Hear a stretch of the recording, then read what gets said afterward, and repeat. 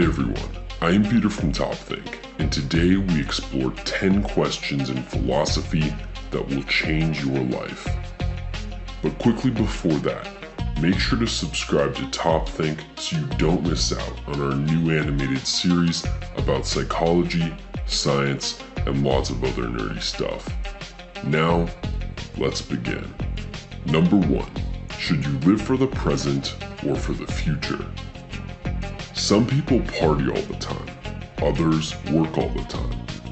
Some people spend their money like it was their last day, while others save everything they can. This question in philosophy seems to define the choices we make and ultimately outlines our romantic lives, our careers, and pretty much everything else too. Ask yourself this: what are the things that you spend the most time doing?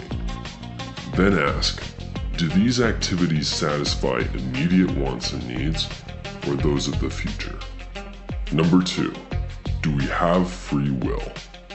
Before you just quickly say yes, consider this well-known argument. Atoms and particles, from a scientific standpoint, behave in probabilistic ways. Even when you get a random number from a computer, it's not as random as you might think. In fact, RNGs, or random number generators, actually use extremely complex algorithms to generate numbers. The output appears to be random, and for all practical purposes is random, but in reality, it is not.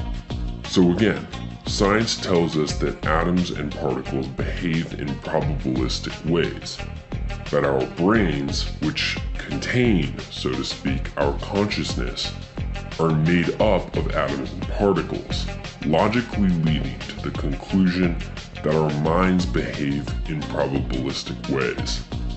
So answer me this: do we really have free will? Number 3, is an absolute truth possible? An absolute truth is something that is universally true, no matter the circumstances. For example, it's normally true to say that murder is wrong. But would it have been wrong to kill Hitler or Stalin before they executed all those people? Most would say no. So, can you name any truth that is absolute? Number 4, what does it mean to be conscious? Imagine this scenario. A robot exists such that it can respond to any question with decent accuracy. It can discern images like your eyes can, but with a camera. It can move. It can solve problems. It even recharges like you do when you sleep and consume food. Essentially, it has all of the functions of living animals, even if it has different levels of competence in some of these areas than we do. Now face reality. Some modern robots do have these functions. Naturally then, one must ask, what separates this robot from you, other than the fact that it is made from different materials? Number 5. What is the first thing you think about when you wake up in the morning? Mornings are generally when our mind is freest.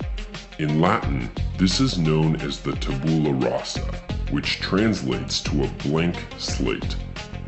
It means that your mind has not yet been troubled with day-to-day worries and activities.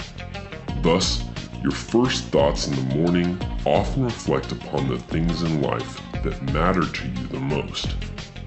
For example, when you wake up, you may start thinking about your kids or your spouse. Perhaps you fantasize about your passions. Whatever it may be, reflect upon it. Number 6. What are your values, and are you being true to them? Now, I could ask you to write down all of your values like some self-help guru, but it's a lot to juggle, especially when you're watching a video. So just think about one of them. What is your number one value? Then answer the hard question. How true are you to that value? Number 7. If you could design your own life, how would you do it? You may think that this is really easy to answer. After all, you can have anything you want.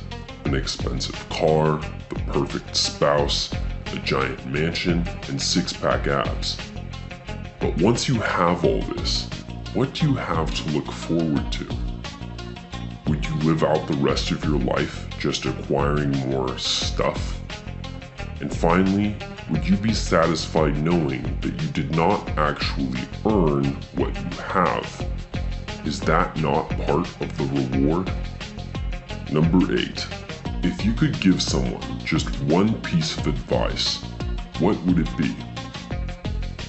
Some common answers to this question are: always tell the truth. Do unto others as you would have them do unto you. Follow your passion. The inherent issue with this question is that it is limiting. You can only give them one piece of advice. Thus, when deciding on what to say, you must also consider the cost of not saying something else. In economics, this is a principle known as opportunity cost. And in our case, it becomes a big problem. Essentially, you must decide what is most important in life. Is it morality, happiness, love?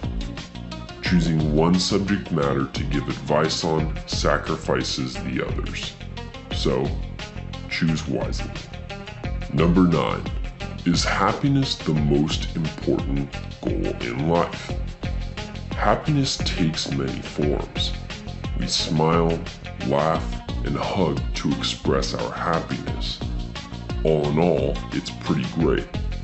But is happiness the most important goal? Here is an argument against it. When you're 90 years old and looking back at your life, will you ask, did I enjoy my time here as much as I could? Or will you ask questions such as, am I satisfied and fulfilled? Or perhaps, did I make a difference in the world? Maybe enjoyment won't top your list after all. Number 10.